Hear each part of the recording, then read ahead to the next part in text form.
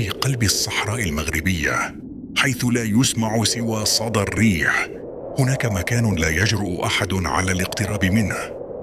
مكان تقول الأساطير إن من يعبره لا يعود أبداً. يسميه الرحال بوابة الجن، مدخل إلى عالم آخر.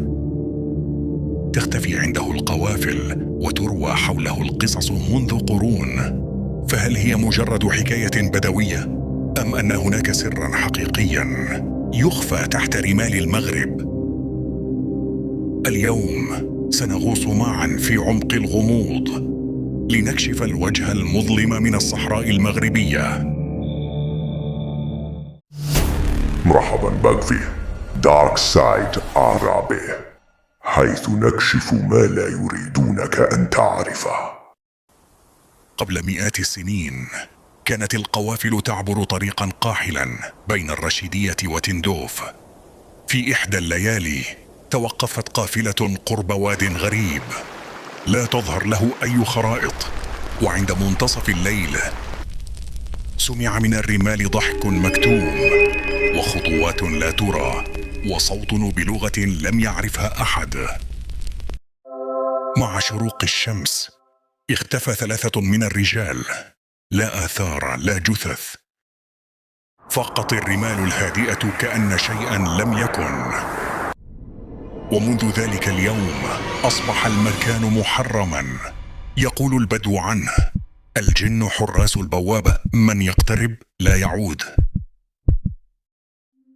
في العقود الأخيرة لم تختفي القصة، بل ازدادت غموضا.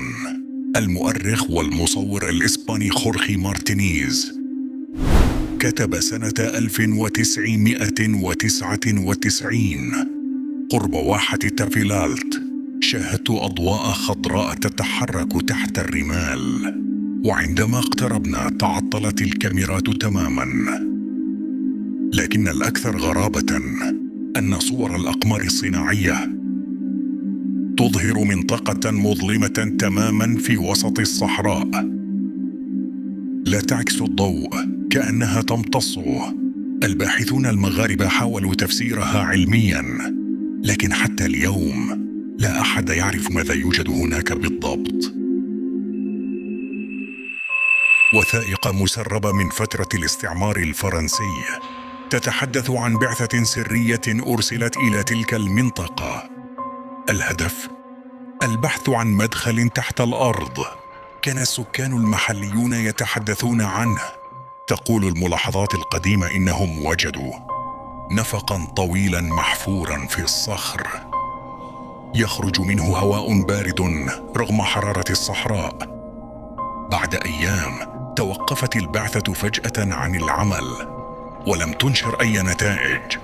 هل كانت هناك مدينة قديمة طمرتها الرمال، أم أن الفرنسيين وجدوا شيئا لم يكن من المفترض أن يروه؟